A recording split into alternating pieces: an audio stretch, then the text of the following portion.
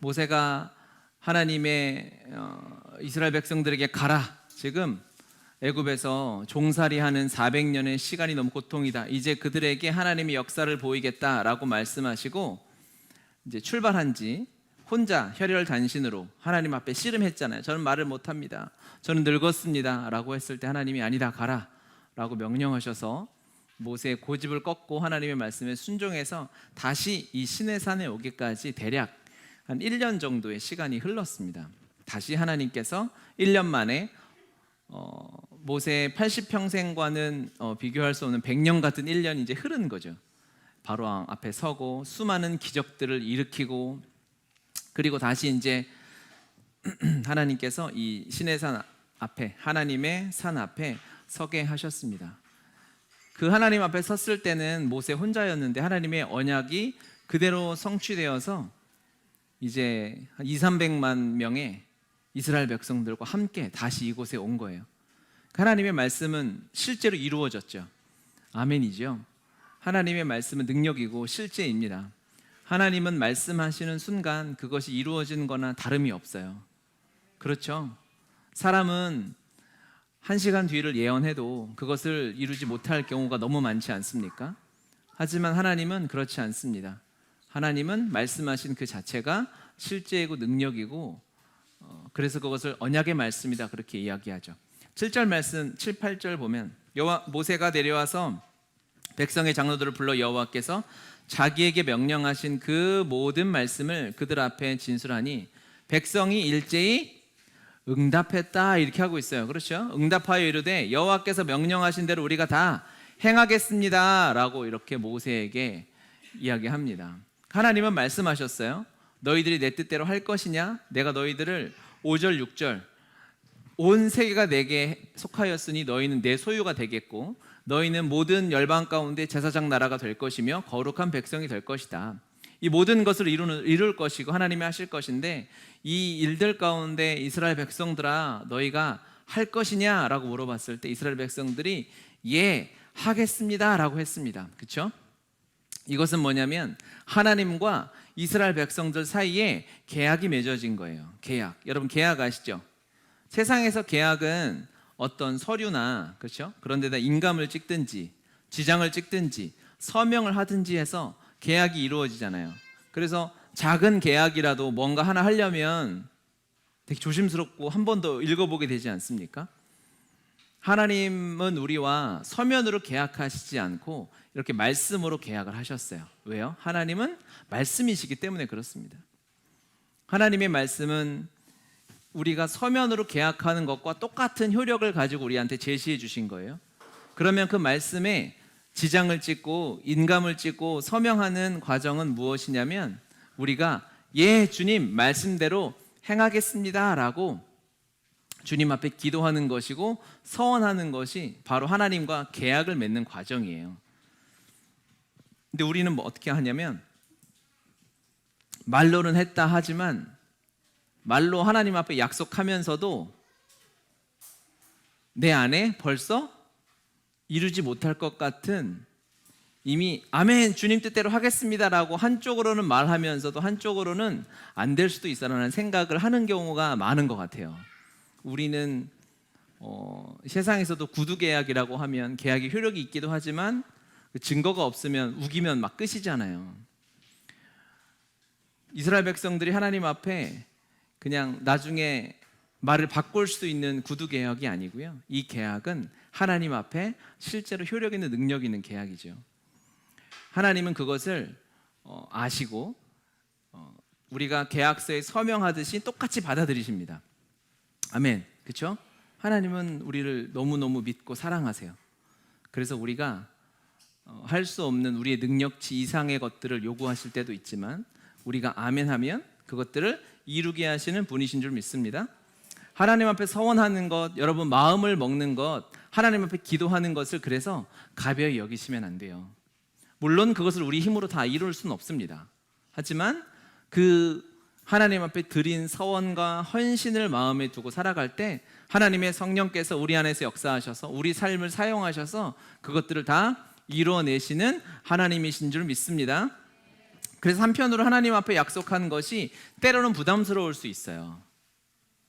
내가 다 이루어야 할 것 같으니까. 하지만 그것은 내가 한 것이 아니요 내 안에 계신 성령께서 고백하게 하신 것이기 때문에 나는 내 힘으로는 불가능한 그 일을 하나님의 방법대로 당신의 때에 이루어내시는 줄 믿습니다. 그래서 그리스도인의 선포는 놀라운 것입니다. 하나님 앞에서 한 선포라면, 하나님의 말씀을 의지해서 한 선포라면 그것들이 다 이루어질 것입니다. 할렐루야, 아멘. 그래서 여러분이 했던 서원과 선포와 헌신들을 우리는 잊었을 수 있어요. 하지만 하나님은 결코 잊지 않으십니다. 우리가 영혼을 향한 눈물의 기도와 헌신을 우리는 기도하고 울고 잊어버릴 수 있지만 하나님은 그렇지 않습니다. 그 하나님의 언약과 거짓말을 하지 아니하시는 하나님의 성품을 우리가 기억하면서 말씀으로 살아가야 될 줄 믿습니다. 하나님이 이렇게 말씀하시고 우리 12절 같이 한번 다시 읽어볼까요? 본문 12절 너는 백성을 위하여 주위의 경계를 정하고 이르기를 너희는 삼가 산에 오르거나 그 경계를 침범하지 말지니 산을 침범하는 자는 반드시 죽임을 당할 것이니라. 아멘. 모세가 지금 이제 시내산에요. 그 근처에 200-300만 명이 이제 진을 쳤습니다. 모세는 시내산에 왔다 갔다 하면서 하나님의 말씀을 전달하고 최소한 3번 정도 왔다 갔다 하는 장면들이 나오는 거예요. 그러면서 하나님께서 이제 3일 뒤에 셋째 날이라고 되어 있잖아요. 지금부터 3일 뒤에 하나님께서 이 시내산에 임재하셔서 엄청난 일을 행하실 텐데 너희들은 그 하나님의 임재를 준비해라 라고 하는 거예요. 하나님의 역사는 준비한 자들이 누릴 수 있습니다. 할렐루야. 하나님은 우리의 삶에 놀라운 일들을 행하십니다. 그런데 준비하지 않는 자는 그것을 누릴 수 없어요. 준비하고 있는 자만이 하나님의 은혜를 온전히 누리며 그 은혜 가운데 감격하며 하나님의 일하심을 볼 수 있습니다. 준비하라고 하십니다. 그렇죠? 준비하는 것이 이스라엘 백성들의 첫 번째 순종이었어요. 대단한 것이 아니죠. 은혜 받을 준비를 하는 것입니다. 여러분, 하나님께서 여러분에게 은혜를 주시면 은혜 받을 준비가 되어져 있으십니까? 그 준비를 우리가 계속 하는 거죠. 하나님 이 세상을 살아가면서 여러분의 가정과 일터를 통해서 하나님이 재정의 복을 주실 텐데 그걸 받을 준비를 우리가 하고 있지 않으면 받을 수가 없는 거예요. 그래서 우리가 재정의 청지기로 잘 살자라고 하는 것이잖아요. 열방까지 복음이 전해질 것이고 우리가 금요일 날 기도했지만 2교회 중에 하나 교회 학교가 없는 교회라고 지금 많다고 나왔고 실제로 통계로 나왔잖아요. 저도 그 기도를 하면서 통계가 생각보다 많이 잡혔다 생각이 들었거든요. 제 체감적으로 한 10교회 중 7교회는 다음 세대를 위한 교육을 거의 놓고 있어요. 어려워요. 하나님이 우리에게 맡겨주신 이 사명들이 있다면 하나님이 행하실 일들이 있을 것입니다. 받을 준비가 되어져 있나요? 하나님이 어마어마한 말씀의 은혜를 부어주실 거예요. 그냥 나 혼자 잘 먹고 잘 살라고가 아니라 그 은혜로 말미암아 여러분 주변에 누군가를 살리기 위함이겠죠? 준비가 되어 있나요? 준비하는 것입니다. 그 첫 번째 준비는 순종, 그러니까 첫 번째 명령은 준비하는 것이고 그 구체적인 순종으로 하나님이 뭐라고 주셨냐면 산에 오르거나 경계를 침범하지 말라. 하나님께서 시내산에 임재하실 것인데 이스라엘 백성들 너희는 결코 궁금해서건 더 가까이 가고 싶어서건 어떠한 경우라도 하나님이 임재하는 그 하나님 앞에 침범하지 말고 곁에서 기다리라고 하시는 거예요. 하나님과 이스라엘 백성들과의 관계를 설정하시는 거예요. 이 관계가 어떻게 보면은 뭐야 더 임재 가운데 나아가고 싶은데 더 가까이 가고 싶은데 왜 그걸 막으시지라고 오해할 수도 있겠죠. 하지만 그렇지 않습니다. 하나님은 거룩하신 하나님이시고 우리는 그의 자녀요 그의 종입니다. 그래서 이 관계가 올바로 성립되어 하나님과 나와의 관계가 아버지와 아들로 일하시는 그분과 은혜를 누리는 자로 은혜를 베풀어 주시는 자와 선물을 받는 자로 우리의 주인과 종으로 이 관계가 올바로 성립되어져 있어야 하나님이 주시는 이 관계 안에 평안과 기쁨과 일하심을 볼 수 있는 거예요. 부모와 자식 간의 행복한 관계는 무엇일까요? 편하고 아무 이야기나 다 할 수 있고 그래가지고 자식이 부모에게 아무 말이나 아무 때나 막 하면 그것이 행복한 가정일까요? 그렇지 않죠. 거리낌이 없다고 그냥 밥 차렸는데 부모 오기 전에 혼자 다 이렇게 먹고 이러면 안 되죠. 관계가 올바로 설정되어져 있어야 그 안에서 부모와 자녀의 관계가 유지되는 거 아니겠습니까? 하나님과 우리와의 관계를 설정하시는 거예요. 뭐가 생각나십니까? 에덴 동산으로 돌아가게 되는 거죠. 이 선악과를 따먹지 말아라. 이미 충만하기 때문에 이 작은 순종이 너와 나와의 관계를 온전히 성립하는 것이다 라는 것이죠.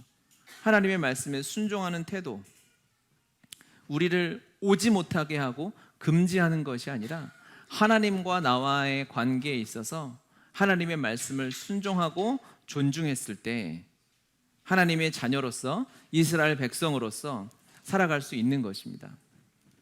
우리와 하나님과의 관계를 다시 잘 정립하고, 하나님이 우리 아버지시면 한 공간에 살면서 자주 교제하고 이야기하는 가족이 되겠죠.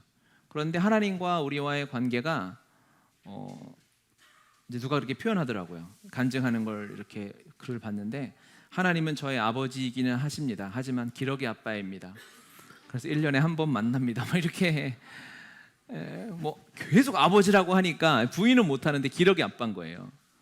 멀리서 돈만 송금해주고 가끔 도와주긴 하지만 존재는 마음에 있지만 가까이에서 나를 도와주거나 영향을 끼치지 못하고 나 혼자 막 살아가야 되는 경우가 있다. 하나님은 그런 우리 아버지가 아니시죠. 나와 함께 하시고 동행하시는 임마누엘 하나님 아버지이신 줄 믿습니다. 관계를 점검하시고, 그리고 하나님이 임하신 이곳이 바로 신의 산이었어요. 신의 산이 대단한 산이죠. 왜 대단한 산일까요? 퀴즈. 신의 산이 왜 대단할까요? 생각을, 물론 답을 아무도 안 하실 거기 때문에 답을 말씀. 하나님이 임재하셨기 때문에 대단한 것입니다. 다른 의미, 그 산이 뭐 대단하지 않아요. 예루살렘이 왜 대단했을까요? 예수님께서 그곳에 가셨기 때문에 의미가 생긴 거죠. 거기가 뭐 특별하거나 땅을 파는 데마다 금이 나오거나 그러지 않아요. 그냥 주님이 임재하셨기 때문입니다. 하나님 때문에 그곳이 대단해진 것이죠. 금요일 날 언약궤에 대해서 나눌 때도 이야기했죠. 그 땅이, 그곳이 왜 특별한 땅이 되었을까? 하나님이 임재가 있었기 때문입니다. 그래서 그 말씀을 묵상하면 묵상할수록 하나님의 임재가 있고 성령 안에서 살아가는 우리 한 사람 한 사람은, 여러분들은 정말 너무 특별한 존재입니다. 아멘이십니까? 아멘. 신의 산 대단하지 않아요? 세상에 어떠한 성경에 나오는 인물들 대단하고 존경스러운 분들 많이 있지만 그들과 비교해도 전혀 꿀릴 것이 없는 것이 이 시대를 살아가는, 성령의 시대를 살아가는 그리스도인들이라고 믿습니다. 하나님이 임재가 있다면, 하나님과 함께 살아가고 있다면, 할렐루야. 특별한 여러분, 하나님, 우리 특별한 우리, 하나님과 함께 살아가는, 하나님의 말씀이 있고 하나님의 임재가 있는 우리에게 주시는 하나님의 이 순종의 말씀대로 기억하며 나아갈 때 우리의 삶이 얼마나 특별하고 정말 스페셜하게 하나님께서 인도해 가시는가를 볼 수 있습니다. 하나님은 그러한 하나님의 사람들에게만 하나님의 미션을 주시는 거예요. 명령을 주시는 거예요. 하나님의 이름으로 동역할 수 있는 일거리를 주시는 거죠. 하나님이 함께 하고 싶으시니까 준비하라고 말씀하셨어요. 그리고 산으로 절대 올라오지 말라고 하나님과 관계를 다시 한번 돌아보라는 것이죠. 점검하는 것이죠. 하나님이 아버지인가, 진짜 기러기 아빠인가, 아니면은 어떠한 관계를 맺고 있는가 돌아볼 것이고, 10절 같이 읽어볼까요? 여호와께서 모세에게 이르시되 너는 백성에게로 가서 오늘과 내일 그들을 성결하게 하며 그들에게 옷을 빨게 하고, 이렇게 합니다. 뭐 하라고 하냐면 성결하게 하는데 옷을 빨라고 해요. 하나님 앞에 서기 전에 옷을 빨아야 합니다. 그래서 이 말씀 때문에 예전에 우리 어르신들은 항상 주일날은 빤 옷을 입고 오시는 분들이 있었어요.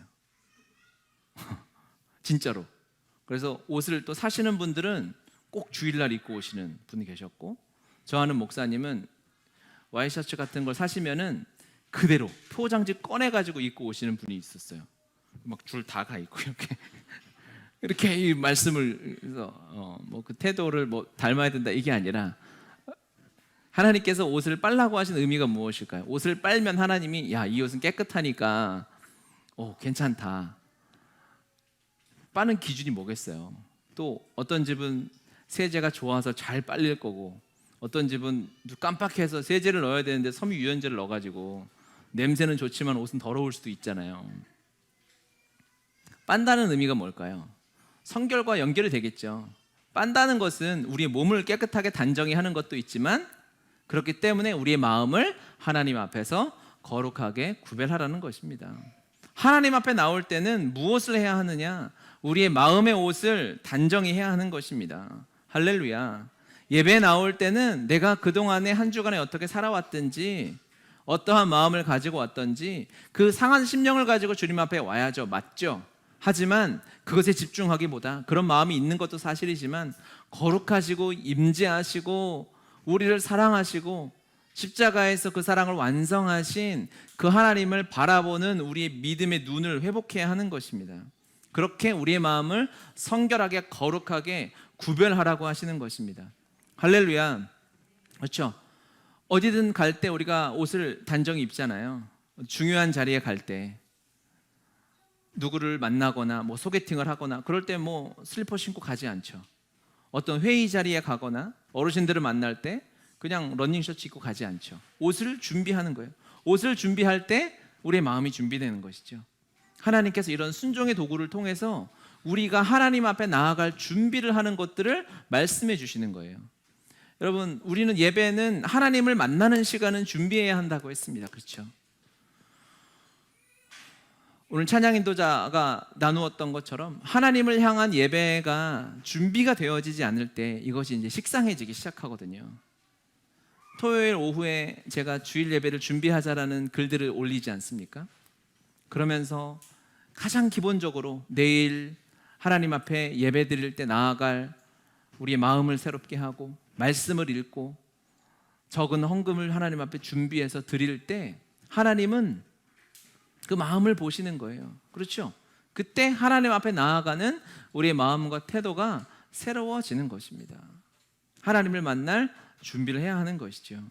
옷을 성결하게 한다는 것은, 옷을 빤다는 것은 하나님께서 그래서 그렇게 인정해 주시는 거예요. 여러분, 얼마나 쉽습니까? 하나님을 만나는 준비가 옷 빠는 거 정도밖에 안 된다면 얼마나 이것이 거의 진짜 보너스죠, 보너스. 대통령이나 어디 국회에만 들어가려고 해도 여러분 신분증 다 검사해서 내놓고 가방 검사하고 막 삐삐 몸에 금속 탐지기 다 하잖아요. 사람 하나, 높은 사람 하나 만나려고도 하는데, 그런데 거룩하신 하나님을 만나는데 우리가 마음을 새롭게 준비해서 하나님이 만나주신다라고 하는 것은 대단한 선물이고 이 완전한 하나님의 은혜인 줄 믿습니다. 할렐루야. 이렇게 하나님께서 준비를 시키시고 이제 오늘 설교 제목이 뭐냐면 출애굽의 클라이막스거든요. 출애굽의 클라이막스는 이제 20장부터 우리가 다음 주부터 보게 될 20장부터 주어지는 하나님의 말씀이에요. 하나님의 말씀이 모세를 통해서 선포되어지는 것이죠. 그리고 이스라엘 백성들이 하나님의 말씀을 받아 누리게 되는 것입니다. 이 말씀을 받기 위한 준비, 하나님의 임재를 누리기 위한 준비를 하나님께서 지금까지 시키신 거예요. 어디서부터? 창세기부터 여기까지 하나님은 이 말씀을 주시기 위한 준비를 시키셨다. 그래서 이제 20장부터의 내용이 놀라운 하나님의 능력의 말씀이 되는 것이죠. 이 말씀을 왜 주시는가? 우리 본문 오늘 7절부터 읽었는데요. 5절, 6절 다시 읽어볼까요? 5절, 6절 읽겠습니다. 세계가 다 내게 속하였나니 너희가 내 말을 잘 듣고 내 언약을 지키면 너희는 모든 민족 중에서 내 소유가 되겠고 너희가 내게 대하여 제사장 나라가 되며 거룩한 백성이 되리라. 너는 이 말을 이스라엘 자손에게 전할지니라. 아멘. 하나님이 엄청난 언약의 말씀을 주셨어요. 열방 가운데 하나님의 소유가 된다. 제가 지난주에 나누었죠. 그 소유가 뜻하는 것이 무엇인가? 하나님의 존귀하게 여기는 보물로서 하나님과 어울리는 존재로 하나님이 만들어 가시는 것이요, 열방 가운데 제사장의 직분을 감당하기 위해서 우리를 먼저 거룩한 백성으로 만드시며 세상에 죽어가는 죄인들을 하나님 앞으로 인도하는 이 엄청난 하나님의 일들을 이제 허락하시는 것입니다. 그런데 이것을 하나님이 하겠다라고 말씀하시고 나서 너희들이 노력해라, 잘 해봐라, 힘써봐라 라고 해서 우리가 이걸 이룰 수 있겠어요? 우리가 열심히 노력하면 하나님의 소유가 될 수 있겠습니까? 불가능하죠.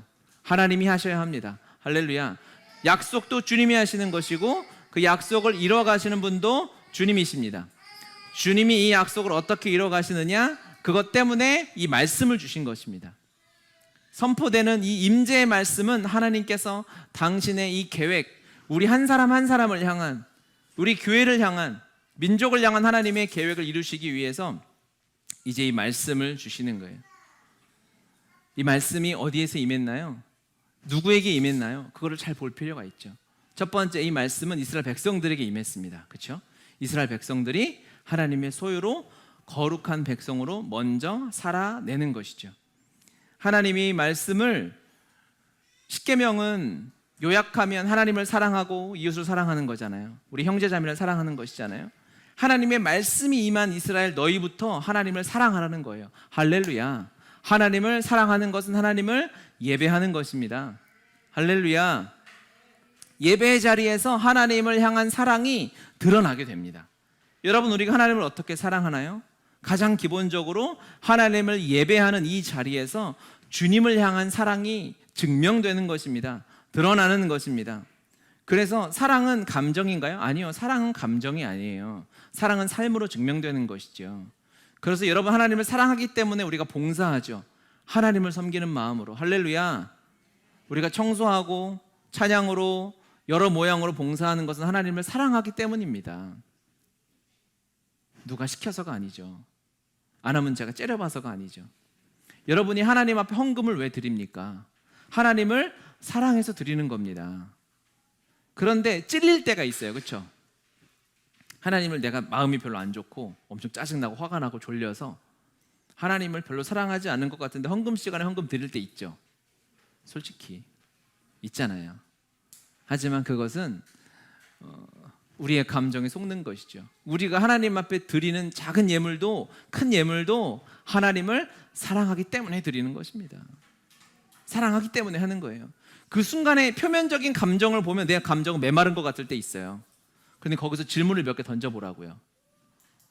지금 감정은 이렇지만 너 이곳에 왜 나왔니? 무엇 때문에 왔니? 하나하나 질문을 내려가다 보면 하나님께까지 우리의 마음이 닿아 있어요. 그렇구나. 내가 지금은 마음이 어렵고 힘들고 상황이 이럴지 몰라도 내가 이곳에서 예배하고 하나님을 섬기고 우리의 헌신과 우리의 재물과 시간을 드리는 것은 내가 하나님을 사랑하기 때문이구나. 여러분, 하나님을 사랑하고 계십니다. 이거를 알려줘야 될지 몰랐는데 여러분, 하나님을 사랑하고 계세요. 아시겠어요? 그 마음으로 우리가 하나님을 지금 예배하고 있는 거예요. 하나님께 우리가 예물을 드리는 거예요. 하나님께 우리의 봉사를 드리는 것이고 우리의 젊음을 드리는 것입니다. 우리의 시간을 드리는 것입니다. 우리 축복합시다. 당신은 하나님을 사랑하고 있습니다. 이걸 왜 가르쳐줘야 되냐면 헷갈릴 때가 있어요. 나조차도 그냥 의심이 돼서 그냥 내가 여기 왜 와 있지 생각될 때가 있어요. 그것은 내 감정이 아니라 하나님을 사랑하기 때문이다 라는 것이죠. 그리고 하나님의 말씀이만 이스라엘이 하나님을 사랑하고 또 그 말씀대로 먼저 이스라엘 백성들이 서로 사랑하고 품고 안아주는 사랑이 있어야 하는 것이죠. 구체적인 십계명의 내용은 우리가 또 다음 주에 나누기로 하고, 이 말씀이 이스라엘 백성에게 주어졌다는 것과 또 하나 이 말씀이 선포된 것이 시내산이잖아요. 시내산은요 광야입니다. 광야 한복판에 있는 르비딘 광야를 지나서 시내산에서 왔잖아요. 환경이 되게 좋고 오아시스가 있고 누릴 수 있는 많은 곳이 아니라 이들은 광야에서 하나님의 말씀을 받고 또 광야로 가야 하는 삶을 살아가는 거예요. 하나님의 말씀이 임한 그곳은 희한하게도 적과 꿀이 흐르는 땅보다는 광야에 있을 때 하나님의 말씀이 선포되는 거예요. 광야에 대한 말씀을 나눌 때 제가 이야기했죠. 광야라는 단어가 어원이 말씀하다라는 단어의 어원과 똑같다고 했습니다. 하나님은요, 광야에서 말씀하세요. 우리의 마음이 가난할 때, 우리가 힘들 때, 마음이 딱딱해진 것 같을 때, 그때가 하나님의 말씀이 들릴 가장 좋은 때입니다. 하나님이 어떻게 보면 우리의 삶을 조금 힘든 곳으로, 조금 답답한 곳으로, 마음이 어려운 곳으로 인도하셨다면, 감정적으로는, 우리의 생각적으로는 그럴 수 있어도 내 영으로 반응해야 할 것은 무엇이냐면, 아, 주님이 말씀하실 때구나 라는 것을 인식해야 합니다. 이것이 영적인 사람인 거예요. 할렐루야. 척박한 땅일수록 하나님의 말씀이 임하면 더 명확하게 빛나는 거예요. 마음이 힘들고 어렵고 주님 앞에 목마름이 있을 때, 그때 하나님께서 우리에게 말씀하시는 것입니다. 광야에서 하나님의 말씀이 선포되어졌던 것처럼 우리가 광야 같은 인생을 살아갈 때 말씀을 받은 자들이 하나님의 말씀과 은혜 안에 살아갈 수 있는 힘을 거기서 오히려 더 발휘할 수 있는 거예요. 어떻게 보면 이 말씀은 광야용인 것 같아요. 광야를 살아가는 자들에게 주는 선물 같은 거예요. 광야를 돌파해야 하는 인생들에게 주는 메시지와 깃발 같은 것이 하나님의 말씀인 것입니다. 그래서 여러분, 우리가 하나님을 사랑하고 있잖아요. 아까 다 고백했죠. 그리고 하나님의 말씀이 우리 안에 임했죠. 그럼에도 불구하고 내가 아이고 말씀대로 못 사는 것 같아요, 내 삶이 연약한 것 같아요, 또 넘어지는 것 같아요 라고 생각되어졌을 때 그것은 착각이고, 우리가 지금보다 한 걸음 더 나아가서 하나님의 인도하심을 따라 걸어갈 때 이 말씀을 실제로 살아나게 되고 하나님의 능력의 말씀을 누리고 내 삶을 통해서 이 말씀이 퍼져나가는 것을 보게 될 것입니다. 왜? 앞으로 이 세상은 갈수록 더 주님 믿기에, 섬기기에 힘든 세상이 될 거거든요. 더 풍요로워질수록 하나님을 믿기에는 어려운 영적인 광야가 찾아올 것입니다.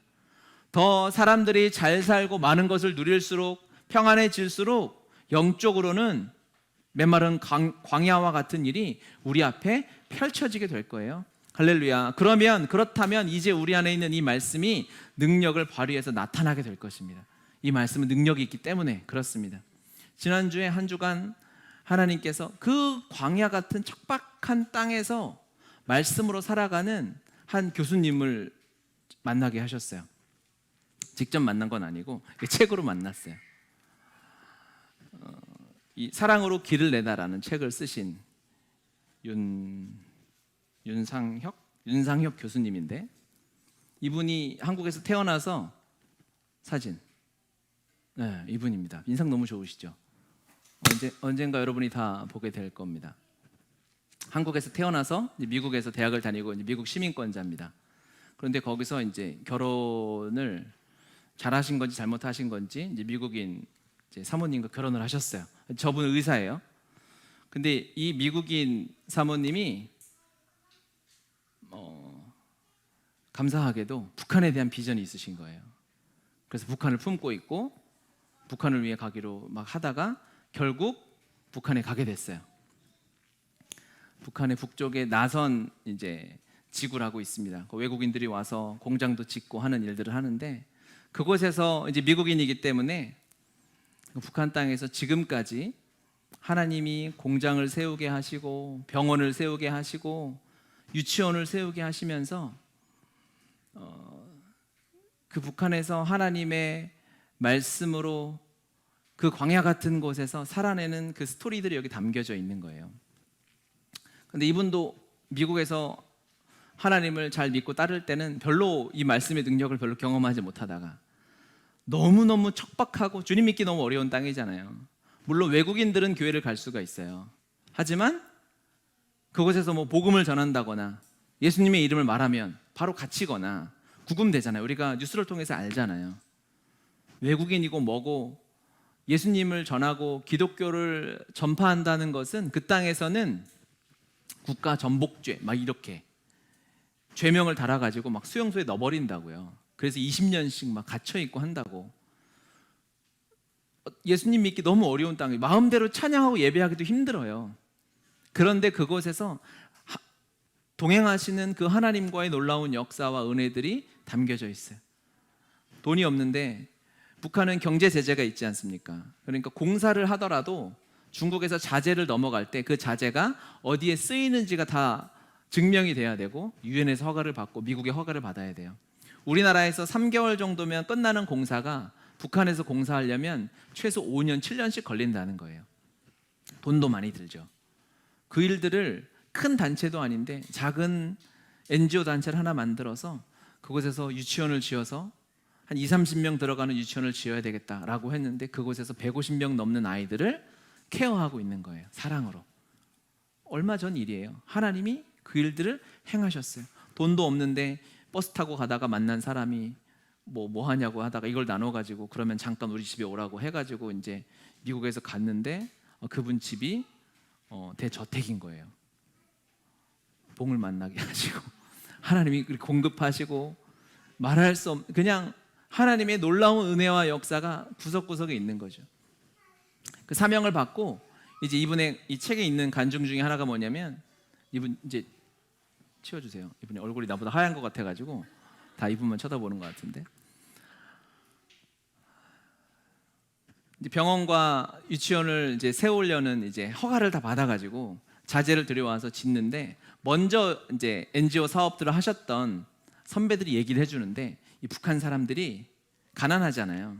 그러니까 조금 돈이 될 만한 자재나 금속 같은 걸 자꾸 빼돌린다고 하는 거예요. 그리고 막 다른 말 해가지고 막 시멘트를 강제로 압수해가고 막 이런 일들이 있으니까 이제 이 팀이 이제 회의를 한 거죠.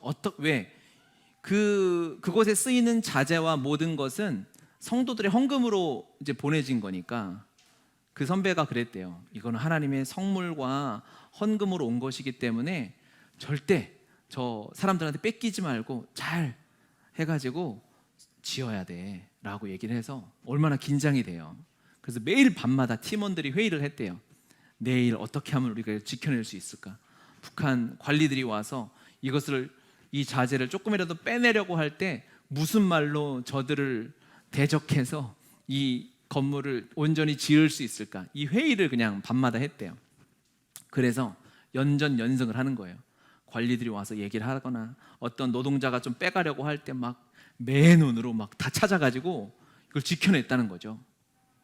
그래서 자기네들끼리 막 그런 얘기가 들릴 때마다 와, 우리가 오늘도 지켜냈다. 그렇게 하는데 사람들을 감시하고 이렇게 공격적인 눈으로 막 쳐다보다 보니까 그 팀원들의 삶 자체가 바뀌더라는 거예요. 서로를 다 감시하고 공격적인 눈으로 바뀌어서 그냥 그 크리스천 단체니까요. 자기들끼리 회의를 하는데 누가 하나 늦으면 다 맨으로 쳐다보고 있다는 거예요. 왜 늦어 이거? 그러면서 소문이 들리는데 어느 때부턴가 북한 관료들이 잘 자기 팀을 만나주지 않더라는 거죠. 그래서 들어보니까 저 팀은 너무 깐깐해. 저 팀은 좀 이기적이고 자기들밖에 모르는 것 같고 막 대화하기가 어려워 이런 소문이 들리더라는 거예요. 그래서 생각해 보니까 이게 뭔가 잘못되는 거죠. 이분들이 무슨 건축업을 하러 간 게 아니잖아요.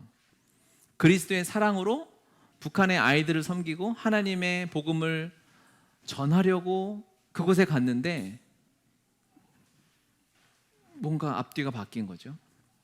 그때부터 회개를 하고 우리 팀 안에 사랑이 없음을 하나님의 사랑을 받고 사랑으로 섬기러 갔는데 이것을 성취하려고 노력하다 보니 더 중요한 사랑이 우리 안에 흐려지는 것을 발견하고 큰일 났다. 우리 이게 지금 뭐가 중요하냐. 다시 하나님의 사랑 앞에서 서로 사랑하고 회개하는 일을 먼저 시작하는 역사가 일어나기 시작했다는 거예요. 그래서 하나님의 일들 안에서 하나하나의 사업들을 이뤄갔던 것이죠. 방향을 바꿔야 되겠다. 어떠한 목표 하나 이루어내고 건물 하나 짓는 것이 목표가 아니라 먼저 그곳에서 우리 팀끼리 사랑하고 그 사랑으로 세상은 그들에게 북한 사람들이죠. 북한 사람들을 사랑하는 일을 해야 되겠구나 라고 마음이 바뀌어서 이제 팀 사역이 막 바뀌기 시작했다는 거예요. 그곳에서는 복음을 전할 수 없어요. 절대로 복음을 선포할 수 없고 누가 지나가다가 이제 이분은 지금은 평양의 의대 교수로 계세요. 평양에서 유일하게 박사학위를 받은 재활의학과 교수라고 하더라고요. 지금도 평양에 거주하고 계시고 부러워요. 의사가 될 걸 그랬는데 저도 믿어주지 않겠어요? 한국인이 아니라고 이렇게. 하여튼 그렇게 있는데 한 번은 이제 이분이 북한에서는 이제 봉수교회, 북한의 공식적인 교회가 두 개 있잖아요. 봉수교회와 칠골교회 있는데 봉수교회는 외국인들이 와서 예배를 드린다고 해요. 그래서 봉수교회에서 이제 주일날 예배를 드리고 돌아가는데 미국에서 여행 온 이제 지인이 자기를 거기서 교수로 불리는데 윤선교사 이렇게 불렀다는 거예요.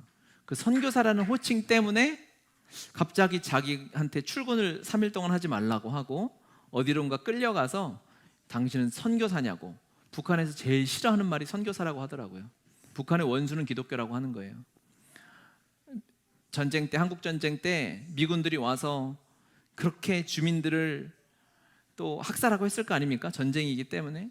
그 가운데 기독교의 이름이 묻어져 있었기 때문에 그 땅에서 선교사는 북한을 망하게 하려 오려는 사람이라는 생각이 있다는 거예요. 그래서 그들과 대화하면서 그거에 대한 오해를 풀고, 그러니까 더더욱 복음을 전한다거나 예수 믿으라고 말한다거나 그런 것이 불가능한 사회죠. 그래서 더 복음으로 살아내야만 했던 거예요. 말로 복음을 전혀 전할 수 없는 완전한 광야예요. 거기는 너무 척박한 땅이에요. 준비가 하나도 되어져 있지 않아요. 그렇기 때문에 이 교수님이 하는 말이 뭐냐면, 그래서 우리는 진짜 십자가 사랑으로만 살아내야 했다는 거죠. 그래서 2012년에 평양에서 무슨 컨퍼런스가 있어서 여러 팀들이 참석했대요. 참석하고 끝나고 돌아가는데 주변에 보니까 쓰레기가 막 너저분하더라는 거예요. 그래서 이 팀이 그냥 자연스럽게 솔선수범해서 쓰레기를 치웠어요. 자발적으로 쓰레기를 줍고 청소했어요. 그랬더니 북한의 관계자들이 그랬대요. 이게 많은 컨퍼런스가 참석한 팀 중에 당신들의 팀이 최고다라고 칭찬을 받았다는 거예요. 그런데 그 관계자들도 이들이 예수 믿는 기독교 NGO 단체라는 것을 다 알고 있다는 거죠. 책에 교수님이 이렇게 썼어요. 우리는 기독교인임을 드러내려고 노력한 것도 아니었다. 그저 우리 안에 있는 북한을 향한 사랑의 마음이 자연스럽게 흘러나온 것 뿐이었다 라고 이야기한 거예요. 우리는 예수 믿고 이 사랑과 복음을 전해야 한다라고 생각해서 교회로 데리고 온다거나 사역이나 피포유를 통해서 성경 공부로 인도해 오는 것이 전도라고 생각할 수 있지만, 진짜 하나님의 말씀을 받아서 광야에서 살아가는 사람의 삶은 바로 이것이었어요. 그분이 책에서 또 이렇게 이야기합니다. 이곳에서의 복음은, 북한에서 평양에서의 복음은 성경 공부를 함께 하거나 전도지를 나누어 주는 것이 아니다. 그리스도 예수의 정신과 신앙 공동체의 아름다움을 보여주는 것이다. 이렇게 고백을 한 거예요. 복음이 뭐다, 예수가 뭐다 말할 수 없어요. 뭐하러 말합니까? 예수 생명으로 살면 삶이 달라지는데요. 예수님과 동행해서 살면 세상 사람과 답이 다르고 우리의 말이 달라지고 행동하는 것이 달라지지 않습니까? 그래서 굳이 전도하지 않고 전도할 수도 없죠. 그냥 예수 생명으로 살아가는 것이 그곳에서의 복음이에요. 그래서 하루는 그렇게 살아가시다가 에피소드가 하나 있는데, 이분이 평양에서는 국제전화를 하려면 국제전화를 할 수 있는 그러한 전화소가 있나 봐요. 통제된 사회니까. 급하게 중국으로 전화할 일이 있어서 그곳으로 막 가서, 나 지금 당장 중국 연결로 전화를 해야 되니까 전화 연결을 해달라고 전화번호를 줬는데, 그 직원이 그날따라 절대 안 된다고 한다는 거예요. 몇 번을 부탁하고 내가 지금 급한 일이 있어서 해야 된다라고 얘기를 해도 맨날 거기 가서 이제 전화를 했기 때문에 알 법한데 안 된다고.